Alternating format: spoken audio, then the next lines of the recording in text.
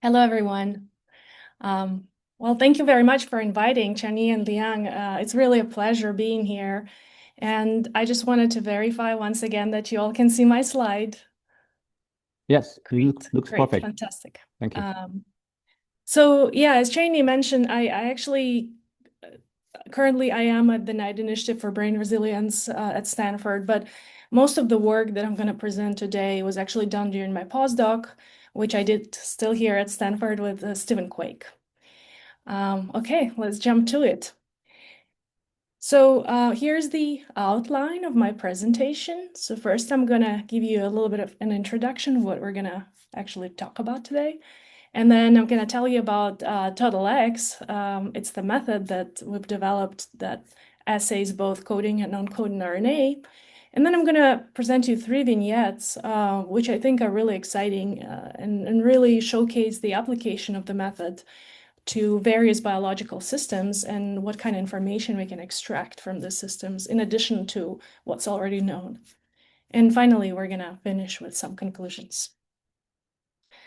All right, well, let's start from the introduction. So a lot of you know that in our cells and in any cells, we have actually an abundance of RNA that's being transcribed from the genome. And actually, with the release of ENCODE still in 2013, we realized that the amount of genome that's actually transcribed is huge. About 80% of the genome would be transcribed at a certain point of time in different types of cells. And interestingly, only about 2% of the transcribed RNA is going to be protein coding. So there's a majority of RNA out there in the cell that do not code for a protein, but they are functional. So some of them perform regulatory function in the cell. Some of them may be retro elements that are being transcribed and retranspose themselves somewhere else in the genome. Some of them are antisense RNA that are being simultaneously transcribed in parallel to mRNA genes and mRNA molecules. And some of them are these bidirectional promoters or enhancers where actually the DNA is going to be transcribed in both directions. And we know that many of them have function. For example, tRNA, they're non-coding, but they have an essential function in the cell. The cell cannot operate without them. There are a bunch of small non-coding RNAs that play an important function in the cell by helping the splicing of mRNA. And then there are microRNA that regulate the levels of mRNA targets and by doing so actually regulate the gene expression. And then there are a bunch of RNAs that we know they probably have some function, but we don't know what exactly that is. And actually, it's even more complex than that. The cell has a lot of RNA that was meant to be mRNA, but something went wrong during the transcription. And as nicely summarized in this review, a relatively recent one, the RNA can be transcribed from the genome, but with errors, and it's never going to become a protein.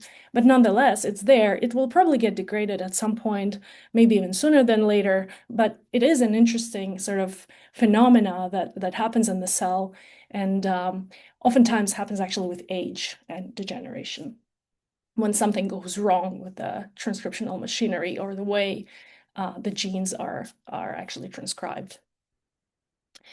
And so the same recent review kind of summarized sort of these classes of non-coding RNA and put them in two major buckets. One of them is housekeeping non-coding RNA, which are tRNAs, ribosomal RNA, and various types of small non-coding RNAs. And then there are these regulatory non-coding RNA that somehow interfere with either RNA or at different levels of gene expression, for example, at translational level, and somehow regulate the number of or the amount of RNA that will become protein. And this is really a fundamental function of a cell and actually a very important process for the cell and its survival. The cell is not going to thrive without this non-coding RNA, yet most of the atlases do not generally include them. If you look at the human cell atlas, if you look at Tabula sapiens, or even some of the atlases that were created by other groups, or even the Perturb-seq atlases that are now widely used to train the virtual cells, they actually don't contain this information. And I think the reason for that is historical. When the single cell RNA sequencing came on board, everybody was interested in protein coding genes, and it's very easy to select them based on the presence of polyA tails. They give you somewhat meaningful information, which would immediately translate potentially in the levels of proteins that are going to be there. Although now we know it's just a proxy, it's not 100% prediction of how RNA levels are going to correlate to the eventual protein amounts. Nonetheless, this is the information we currently have, and the current atlases which lack this non-coding RNA information are widely used to train so-called virtual cells, right? But they never have the information about sort of 80% of RNA that's transcribed from the genome and never becomes a protein. And so when I was still in Steve's lab, we actually thought of expanding this view on molecular biology of a cell. And instead of only looking at mRNA, can we start looking at other types of RNA? For example, histone RNA, microRNA, long non-coding RNA, that would eventually be part of this regulatory process of a cell, and could tell us a little bit about changes in function. And that's when really sort of the conceptual idea of total X came up. How about we work on a method that could simultaneously assay small and short RNA which have or does not have polyA tails? And to be honest, we were not the first ones to think about this idea. Of course, other people thought about it too. And even back in 2015, there was this first method capturing polyA and non-polyadenylated RNA. And then there were a bunch of others that would introduce this idea of sort of not rely on polyA capture, but instead do the total RNA analysis from individual cells. And I forgot to mention, but feel free to ask questions during the talk. We're going to do our best to read them first and answer them second. So yeah, we were not the first ones to really think about it. But the problem with all these methods is they're actually pretty complex. And, people say, yeah, there are many steps, it's difficult to implement. But in addition to that, I think the biggest obstacle to actually implementing them widely is they're pretty expensive. And that's the reason why we cannot just, process millions of cells using these methods. And so we thought, okay, can we use sort of a simpler protocol that's sensitive enough and do sort of the same thing, capture coding and uncoding RNA? And at a time when I just started my postdoc, the best single-cell RNA method out there was SmartSeq2. And it's still fantastic. We use it nowadays as well. It's just great, really hard to beat. But we thought, okay, can we use the SmartSeq2 principles and actually expand it a little bit, that it's easy enough to implement, but that it would capture a broader range of RNA types. And that's exactly what we did back in 2021. We published this paper, which introduces SmartSeq Total. It's, again, a plate-based assay, to which we've added few more steps compared to SmartSeq2 regular protocol. And we could assay 1,000 of cells, maybe 1,000, maybe 2,000, right? But in a relatively short period of time, and using sort of standard reagents that we already had in the lab, and a lot of labs worldwide use them. So it was relatively inexpensive and straightforward to do. And turned out that if you apply this SmartSeq Total protocol to different human cell lines, it does pretty well. It captures broad range of RNA species, including non-coding RNA. And turns out this non-coding RNA are actually pretty cell type specific, at least when it comes to these three very distinct cell lines. So here I'm showing you examples of different microRNAs that would be expressed in either fibroblasts or in MCF7 cells, or small non-coding RNA, which are going to be present in one cell line and will be absent in the other one. But an interesting observation and conclusion that we actually made from the studies is that if you take non-coding classes alone and sort of ignore protein coding RNA, you can actually nicely cluster the cell lines in different distinct clusters. So information that's encoded in this non-coding space is enough to actually distinguish the cell types, at least within these three cell lines that we've looked at. So we were pretty encouraged by that, and we've also applied it to a little bit more complex system, which were the differentiating embryonic stem cells into embryoid bodies that are gradually forming these different layers, ectoderm, endoderm, and mesoderm. And again, we could detect a bunch of different types of non-coding RNA together with the protein coding genes. And when we built the lineage trajectory of the cells, we could nicely reconstruct the trajectory starting from primed embryonic stem cells, differentiating into ectoderm and endoderm, and then we could see mesoderm and ectomesoderm as well. So based on the protocol that we use, we have this protein coding information, and we could easily benchmark it versus known studies and sort of call these lineages.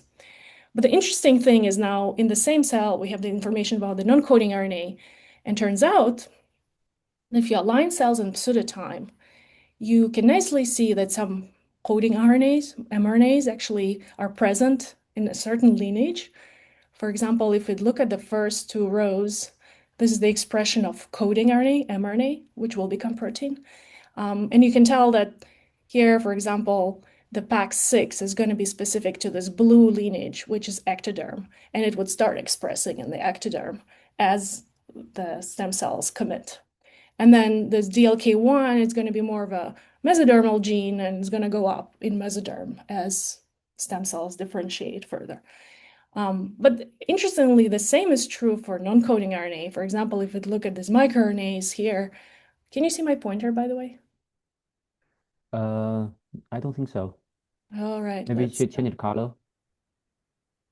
let's see. Yeah, I think my pointer doesn't work and I won't be able to quickly fix it. So essentially, if we look at the bottom plots on the screen, you can see this few microRNAs that are going to be also lineage specific. And we thought it's pretty exciting that now we can perform this relatively straightforward protocol and we can look at both coding and non-coding RNA, but there was one problem. It was still a plate-based protocol. And the problem with the plate-based protocols, and please don't take offense if you do run plate-based protocols, they're great. They're very sensitive. But there's a fundamental problem with them. They're relatively slow, low throughput. And most importantly, they're pretty expensive to do when you want to do thousands of cells. And so, of course, they cannot really keep up with the droplet-based or droplet single-cell transcriptomics, where you can easily run experiments with thousands of cells, and it's not cost prohibitive. And so we were pretty excited as well when VASA-seq came out. Essentially, it's a custom droplet generator that would capture cells and would be compatible with chemistry that allows the capture of non-coding species. But the problem with VASA was that it does require this custom droplet generation setup. And even in the Quake lab, where we're versed with microfluidics, we could set it up, but it would require knowledge and time and costs associated with it. And we reasoned that maybe most of the labs worldwide are not going to have expertise and really a possibility of creating this custom setup and start assaying cells at large. And so we thought, okay, can we actually use SmartSeq total principles and port it to a commercial platform, ideally to a platform that's used by the majority of the people out there for single-cell RNA sequencing, and that is, of course, the 10x Genomics Chromium. And we could maybe assay many cells, like current atlases are millions of cells at a relatively following a relatively simple protocol. And that's when sort of total X came out. So we took the principles of Smart-seq total and really just applied it in the droplets. And turned out it works pretty well. If you compare it, for example, to VASA-seq, it does capture a relatively similar number of genes at a given sequencing depth. It does, in general, capture the unique genes, unique coding and non-coding genes compared to 10x genomics, where you only look at protein coding genes. So the number of genes increases because you start looking at the non-coding as well. But at the same time, it's still relatively straightforward. It still uses sort of the standard 10x genomics platform with an optimized protocol, which we've also released. And you can follow step by step, sort of the same way you do when you perform regular 10x genomics single cell RNA sequencing. The nice part about, of course, the commercial platforms is that they're easily scalable. Nowadays, I think you can run at least 8 reactions at a time, right? You can run at least 8 lanes. And it does, on the outside of it, on the data, you can capture, at least 10,000 cells in one experiment. And that's what we did. We've compared the total X, where we captured a little bit over 10,000 cells in one experiment, and sort of the number of genes that we overall captured in that experiment was pretty high for both protein coding, but also the non-coding species, sort of much more than ever previously demonstrated. Sorry to interrupt. I Yes. have one quick question. Mhm. So I think you mentioned like the non-coding RNA is much larger population than the protein coding mRNA. But those we detected is, I mean, it's actually it's not as large as the protein coding mRNA, right? Yeah. So first we should mention that while the genome can be generally transcribed at about 80% total, but this 80% are not going to be transcribed in every cell. So some cells are going to transcribe certain non-coding RNA, but are not going to transcribe other. And then, of course, the capture efficiency for non-coding RNA is going to be probably a little lower because our protocol is still somewhat biased towards protein coding genes because we're artificially polyadenylating molecules in the protocol. And sorry if I forgot to mention that. So in general, I think the protocol is still sort of tailored to capture polyA molecules with a little higher efficiency than the non-coding RNA. And you're right to ask this. We're still capturing only a fraction of non-coding RNA in a cell. Yet it's really the best we could do, at least nowadays. And unfortunately, yeah, most of the protocols, they just cannot capture the whole non-coding RNA, probably for reasons of that it being too complex or forming a lot of secondary structure that is hard to reverse transcribe. Yeah, thank you very much. Great. Alina, I think there's one question in the Q&A session. I'm not sure you can see that or not. Unfortunately, I cannot see. If you don't mind reading it. Sure. Okay. So thank you for the talk. Do you think that your method can also capture the tailed modified mRNA and non-coding RNA? Yeah, actually, in one of the vignettes we're going to talk about today, we've applied this method to dengue-infected cells, and dengue virus has a very interesting genome. It's an RNA virus, and it doesn't have polyA tails. It does have a modification at the 3' that is recognized by the host proteins, but it's not quite the polyA tail. So the protocols seem to work for these cases where it still artificially polyadenylates these types of modified tails. And yeah, in principle, whatever is possible to polyadenylate and whatever the enzyme polyadenylates, that's a bacterial enzyme that does so, that's going to be captured in the protocol. Great, thank you. Yeah, I think right now you should be able to see all the questions in the Q&A session. Sorry, I forgot to make you as the co-host, so that's maybe the reason. All right. So for people who has question, you can either type that in the Q&A session or just raise your hand. We can also unmute you so you can talk with our speaker directly. Yeah, great. That would be fantastic. Okay, so actually, this slide nicely piggybacks on the questions that we had today. So what we do in Total X, we actually obtain the cDNA, which is depicted here on the left. These are the cDNA traces. And those of you who do wet bench would recognize that the part at the larger fraction actually looks very much like mRNA, but the lower fraction you also have a lot of non-coding RNA. And then we mechanically essentially separate these two fractions on long and short. And later on, we can modulate how much long and how much short actually goes into sequencing, depending on what we're interested in. So we can, if we're mostly interested in protein coding genes, we can put more long fraction, and if we're more interested in non-coding shorter genes, we can actually put more of shorter fraction in the sequencing run and get more information, more reads for them. We also have this optional step of microRNA selection based on size. So essentially, once we made all our final libraries and pulled them, we run them through a gel and isolating molecules that would match the size of microRNA. And we could actually spike them back in the sequencing run and enrich for these types of molecules.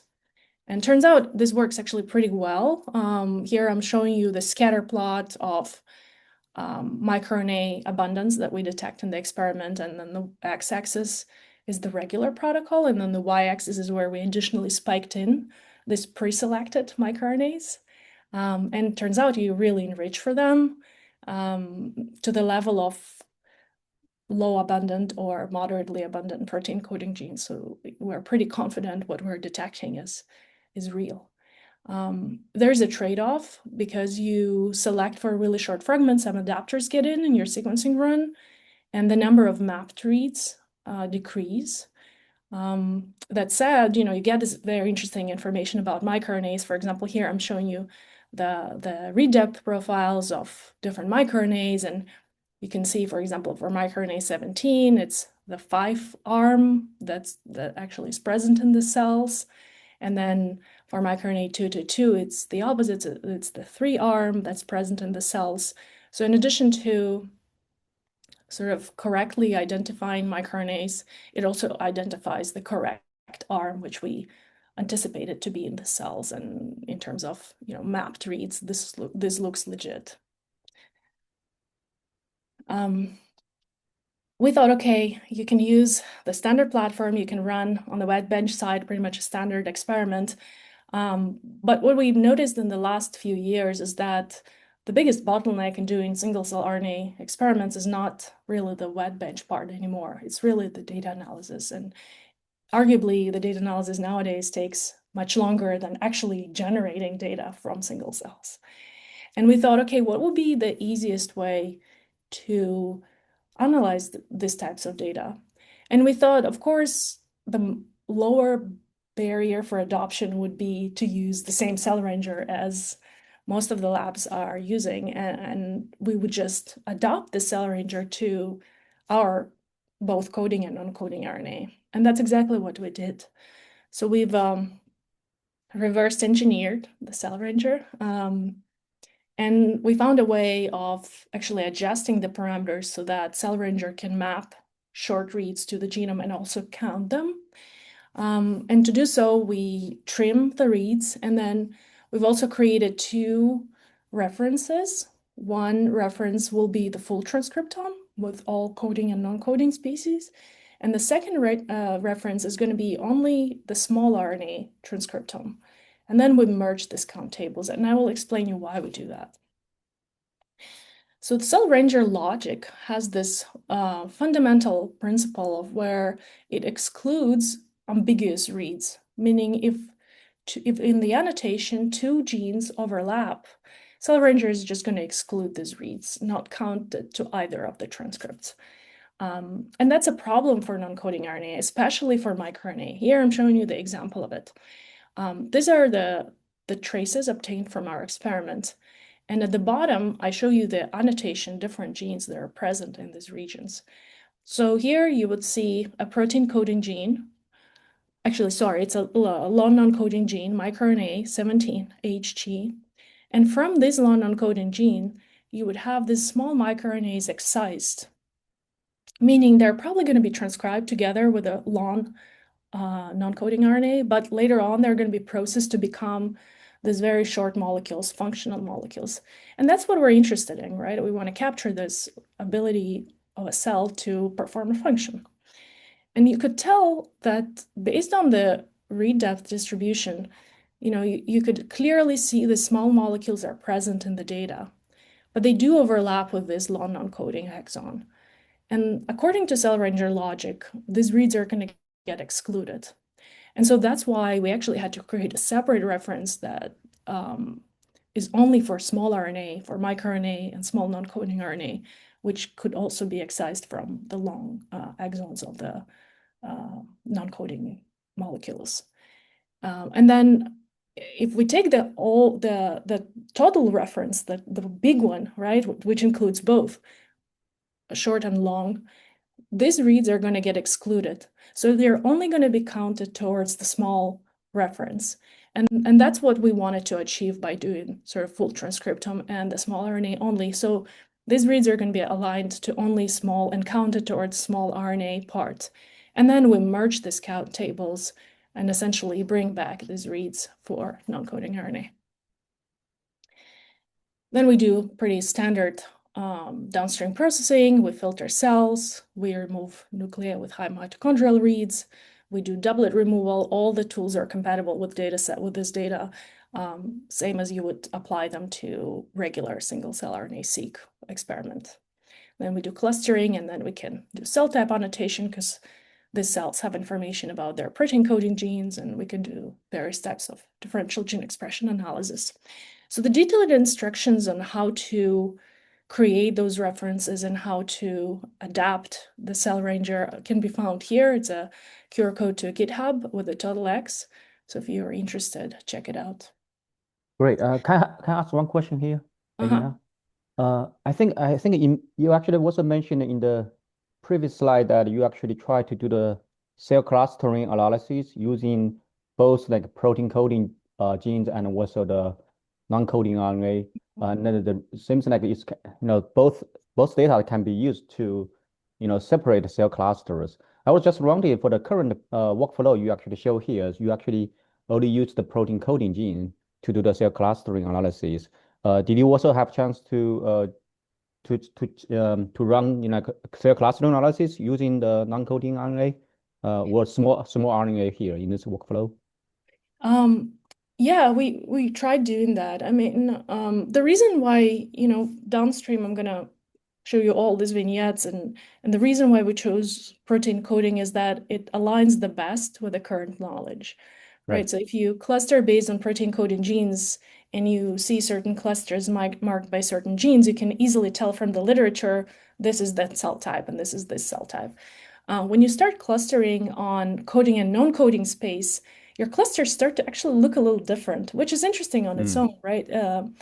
Your clusters would merge a little more, or opposite would separate a little more. And I don't, to be honest, know what's the functional explanation of that. Probably there's some space in the non-coding genome that is similar in different cell types, and vice versa. Some non-coding genes are really distinct between cell types. But it doesn't fit well with sort of canonical definition of a cell type. And that's why here, mostly I use protein coding genes to cluster, and then sort of identify non-coding RNAs that are specific to those cell types. I see. But for the DEG analysis part, which is the last step, you also do DEG analysis for the small RNA also? Yeah, so you cluster only based on protein coding genes, but you have all other genes in your data tables. And so when you do differential gene expression analysis, you have this non-coding RNA in the pipeline. Actually, this GitHub page has all the notebooks that we've used in the study and how we cluster based on protein coding genes, and then sort of bring it back to the full table. You can all find it here. Okay, got it. Thank you. I think Yuxing raised the hand. Yeah. Yeah, I do have a question related to the workflow. So basically, I'm wondering, is there any difference in the like data quality control step since you have the actual total RNAs? Basically, do you need to change the parameter or cutoff that is different from in the commonly used standard cutoff, things like that? Yeah, it's a really good question. For the purpose of this study, and to be honest, I don't really know what the commonly used threshold. I feel like everybody selects their own thresholds nowadays, right? In terms of what is the number of genes that should be minimally detected in a cell. Some people use 300, some people use 500. So for this study, I sort of followed 500 genes should be present in a cell. And then remove mitochondrial, similar to what other studies do. For example, for the brain, it would be 5% mitochondrial RNA. But it is a really good question. We do certainly see some cells that would have lower gene count, but would nonetheless sort of have valuable information in the gene space. So yeah, to answer your question shortly, we followed sort of similar principles that people are generally applying to protein coding RNA, but you're right in that it's a little more complex than that, and perhaps moving forward, a better quality control threshold should be applied to these types of data sets. Yeah, because I noticed in this workflow, you didn't mention applying to a higher cutoff, basically something like removing cells with too many expressed genes. I'm just wondering, adding in all those total RNAs may, inflate the number of features and also may affect the doublet detection, things like that. Yeah, actually, yeah, good question. I actually forgot to talk about it here. To remove doublets, I also only use protein coding space, and that ends up working better than the total space of RNA features. But yeah, you're right that the non-coding RNA would certainly increase the number of genes per cell. And one could certainly play further with the cutoff. For this current study, I've used, I think, 500 genes minimum to be present in a cell for it to be kept in the data set. And it worked relatively well for cell clustering and cell annotation. So the cells, at least on PBMCs, they look very similar to what people are doing with sort of protein coding space. They look like T cells, B cells, and I don't see any artifacts that would indicate that there's a mixture of species. But yeah, all good points. We might want to go and reconsider sort of getting higher thresholds for that. Thank you. All right. So we did compare the mini bulks from single cell to bulk RNA sequencing. Done many years ago. This is for HAC293 T cells. And turns out that, our mini bulks obtained from total X here on the x-axis and VASA drop also on the x-axis correlate pretty well with the sort of old school bulk RNA-seq methods that capture coding and non-coding RNA. At least this is the case for protein and low non-coding RNA. As I mentioned, the protocol is pretty modular. You can, you can include or not include polyadenylation. You can remove or not remove ribosomal RNA. And it does influence a little bit the mapping statistics. So, for example, if you include additional microRNA, the number of reads that would map to the genome is going to drop by about 30%. And that's something we've anticipated. We knew if we include really small fragments, there's a high chance they're going to contain adapters that are not going to be mapped to the genome, and the number of reads that map to genome and transcriptome would decrease respectively. But nonetheless, we do detect, we do contain, in the libraries, we do detect a lot of reads that are going to map to non-coding RNA, even though, to Shan's point, the majority are still going to be protein coding. When we add microRNA to the libraries, we do see an increase in number of reads that map to microRNA, and that's what we wanted. All right, now let's talk a little bit about the vignettes that I wanted to show you. And the first case are these PBMCs, which we processed using this polyadenylation, artificial polyadenylation methods, and without the polyadenylation. And an interesting thing happened here to a few cell types that are generally low abundant in single-cell RNA sequencing data sets, for example, basophils and platelets. And they turned out to show up in the Total X protocol. And we think the reason for that is these cells actually have these programs that quickly degrade the RNA. So essentially, they have this quick apoptosis when exposed to certain conditions, like processing conditions of cells for single-cell RNA sequencing. And because the protocol that we use polyadenylates RNA, even though it was already degraded from the 3' and perhaps polyA tail was already chewed up, we could recover it because we additionally polyadenylate molecules, and whichever molecules still were there got polyadenylated and included in the detection. But other than that, polyadenylation doesn't really change how the cell types represent, and clusters pretty much stays the same. We do detect interesting non-coding RNAs, including microRNAs that are pretty cell type specific. Examples here are microRNA 21, for example, in erythroblasts, or B cells and T cells would have their own distinct non-coding RNAs that are going to be present in the data set. Yes, Chenny. Oh, thank you for the great presentation. I have one quick question. So I think you have like all different kinds of like non-coding RNA. Just wonder, are these like annotated in the cell ranger step? At which step are these categorized? Yeah. We annotate them, we map them to the genome, and then essentially we scrape the genome annotation to create the tables of which gene corresponds to which biotype. So in our A data file, we actually have this information of this gene corresponds to this biotype. We have a biotype column. And again, those notebooks should have a pretty good sort of explanation on how to do so.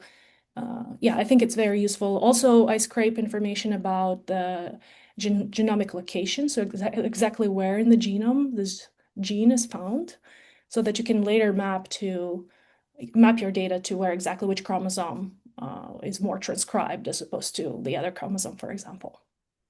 Yeah, thank you. That's very helpful. So we also looked at the regulatory modules. So we've done this correlation networks. And turns out that if you run this type of WGCNA analysis on the Total X data sets, all these modules, or majority of these modules, would be composed of both coding and non-coding RNA. And I know, a lot of people have done WGCNA in the past, and they would identify this protein coding modules, but turns out that non-coding RNA actually also are part of it.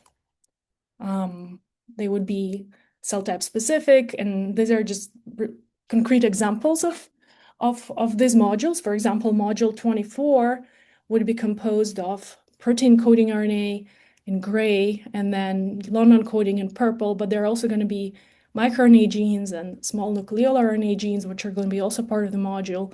It will be relatively specific to T cells. And most likely the function associated with this module would be sort of T cell activation. And the same is true for this platelet module 7 example, where it also is composed of protein coding genes in gray, and then some long non-coding genes in purple, but also some really short non-coding RNA. And this is sort of megakaryocyte development and platelet activation function, which actually fits really well with sort of biology that we collectively know from studies in the past decade. An interesting part about TotalX is that it also measures tRNA. And we decided to quantify tRNA supply versus tRNA demand. In other words, we quantified the different tRNAs that we detected in the data set, and we correlated it to the total number of different amino acids in the data set based on mRNA expression. And interestingly, it correlates really well, except for a few cases where you would see arginine and glycine are always a little bit oversupplied compared to tryptophan and phenylalanine, which also kind of makes a lot of sense. You know, you need a lot of arginine and glycine because these are very abundant amino acids. Many proteins contain them, as opposed to tryptophan and phenylalanine. They're hydrophobic. They're actually not so frequently incorporated in the protein sequence. But nonetheless, sort of this method allows you to actually quantify the tRNA supply versus demand per cell type. We've also looked at this regulatory relationship between mRNA and microRNA. And what we did, we took microRNAs that we detected in this PBMC data set. And then we split them into groups, microRNAs that have validated targets and microRNAs that have predicted targets. And turns out that in both groups, majority of these targets actually negatively correlated with the microRNA expression. And these are just a few examples of it. Here in the dark blue, these little dots, that they show expression of a certain microRNA, which is ordered from low to high. And in lines, I show you the expression of target genes. And you can see that as microRNA increases, the expression of target RNA actually decreases. And this is true for multiple relationship interactions that we've looked at, which is quite intriguing. And some of them are well established and extensively studied in the cancer field, because for a long time, sort of microRNA mRNA relationship was of a particular interest to cancer studies. All right, so what else can TotalX do? Well, TotalX can look at the non-polyadenylated virus. In this vignette, we've actually infected human cell line with non-polyadenylated virus, dengue virus, and we quantified the expression of these dengue viral molecules in the host cells. And turns out that you can easily do that, and you can even create a viral load score, which you can align your cells along. And then you can tell that the host transcriptome is going to have a very distinct signature correlated with the viral load. So this heat map shows you some genes that are going to increase with viral load, with the increased viral load, and some genes that are going to do the opposite and actually decrease with the viral load. But an interesting thing about sort of this infected cells is that they do separate in two groups based on the host response, right? Some cells actively responding to the virus, and we call it active response. But some cells behave like as if there's no virus, and we call it a quiescent response. So they don't activate sort of the standard viral response program. And it's characterized by the enrichment of this certain transcription factors, which we could also detect in our data set. But the intriguing part of it is that even when you look at these cells that do not respond to the virus, so the host cell it doesn't care whether it's virus or not, but some of them actually have very high viral loads.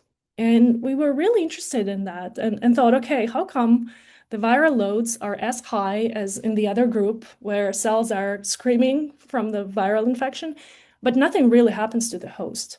And so we started looking at, what are the genes that actually drive this difference in the quiescent response, that the host still probably sense something, but does not react as it would normally do to the response. And turns out that sort of the genes that were top hits in this quiescent cells with high viral load were all related to epigenetic regulation. So they were all related somewhat to chromatin silencing, HDAC, and HAT, histone acetylation.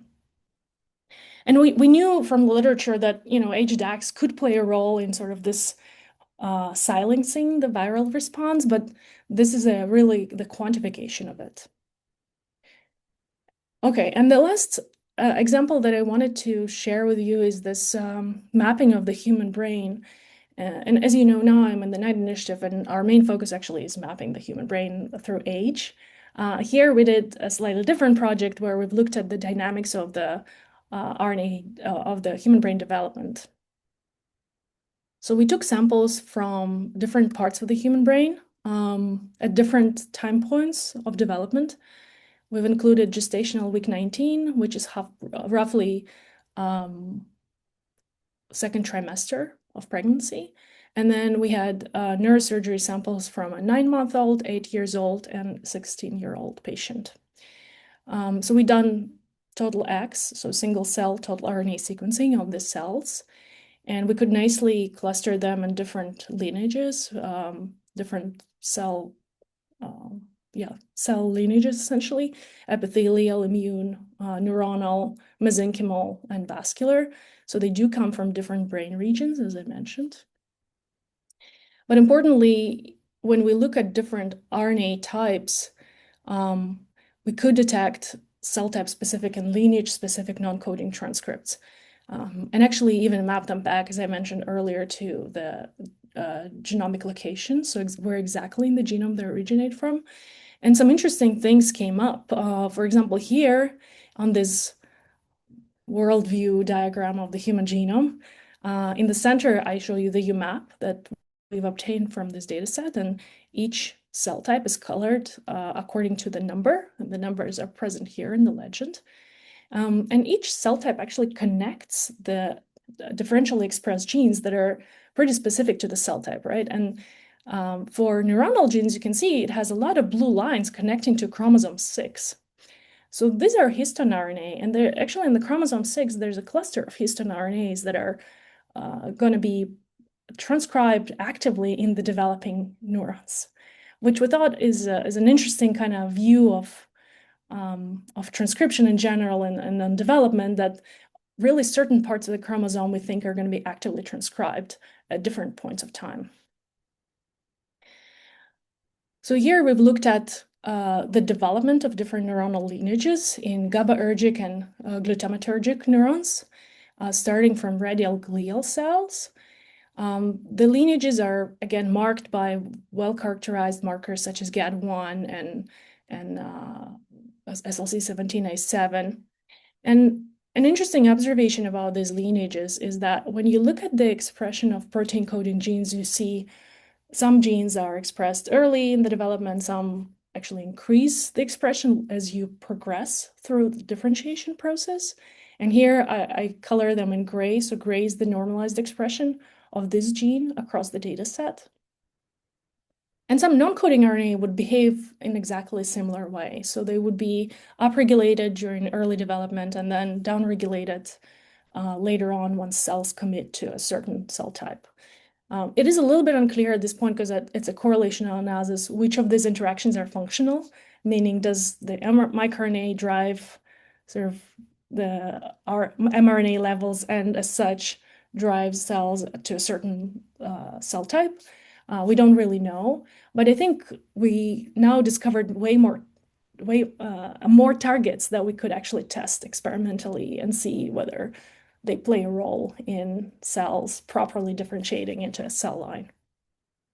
So this example is on the neurons, and we've done similar thing on glial cells, and there as well you have a lot of non-coding transcripts that would be upregulated only at a certain period of brain development. And then we've looked at a few really interesting cases, and we found that some microRNAs behave in a very interesting way. So first of all, some of them are pretty cell type specific, and turns out that a lot of microRNAs are actually expressed in this Cajal-Retzius cells. And just for those of you who are not deep in brain development, neither am I. So I did have to learn it as well. So Cajal cells are this transient population of neurons. They actually only exist during the development. They die later on. But they are thought to guide neurons through the cortical layers. So essentially, Cajal cells form first, and then they express molecules that attract neurons, and neurons migrate along the Cajal cells or to the Cajal cells. So they're pretty important in shaping the architecture of layers, of cortical layers in the human brain. And one of the microRNAs that we note in this Cajal cell is this microRNA 137. And microRNA 137 is well studied. And the reason for that is because it's the strongest GUS hit for schizophrenia. It has been identified in 2014, I think, for the first time in the very first GWAS, and then later on repeated in individual cases as well as in other GWAS studies. And as you could note, microRNA 137 is pretty specific to these Cajal cells. We've looked at sort of the read depth distribution, looks legit, so we think it's present. It's the 3', 3P of this microRNA that is abundant in the cells. And if we look at which mRNA targets it correlates or anti-correlates with, majority of the targets, as we expected, actually correlate negatively with the abundance of this microRNA. And based on these targets, we could tell that the main processes that are being affected are the axon guidance and nervous system development. But this, I think, is a very interesting example of how much we don't still know about brain development. And maybe, actually this non-coding RNA that turned out to be strongly associated with some neurological disorder, maybe they play an important role in shaping the neural architecture in general and the arrangement of cells during the development. So I think it would be really interesting to study that more in depth. And so to conclude, I think gene regulation in single cell really operates across multiple RNA levels simultaneously. And now we've only looked at, well, so far, we've only looked at protein coding RNA in the mass, but it would be really exciting to start looking at other RNA types. And as I showed you, what is measurable shapes biological interpretation, and expanding this measurement could tell us something new about cell biology. And finally, I think scalable profiling is here. We could start doing it, and I'm pretty excited. We've generated about 500,000 cells in the study, and it was relatively straightforward and actually didn't take us very much time. So if you're interested more in the study, we have a preprint out there and a really detailed protocol to follow if you're interested in trying Total X. This work was done mostly in the Quake lab with a participation from Weissman lab here at Stanford, as well as ANAV lab, who work on viral infections of human cells. And we had a lot of help from BioHub for sequencing the samples, and great interaction with Norma and Angela, who wanted to sequence the experimental libraries. So big thank to them. And of course, our funding sources are Chanzakar with BioHub. My postdoc was funded by the Swiss National Science Foundation, Early Mobility Grant. And then we do have some funding from the federal sources. On that, thank you for listening. And I think we have a few more minutes for questions. Great. Very interesting talk. Thank you so much, Alina. For people who have questions, yeah, please just raise your hand or just type the question in the Q&A session.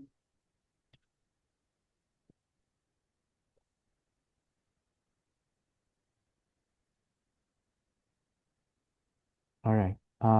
If there are no questions, I just wanted to mention that I had a proper scroll through your YouTube channel, and it looks amazing. I mean, the talks that you had in the past and that are recorded look fantastic. And I already told my group that they should watch in depth many of them. So thank you very much for organizing it and giving us the opportunity to learn.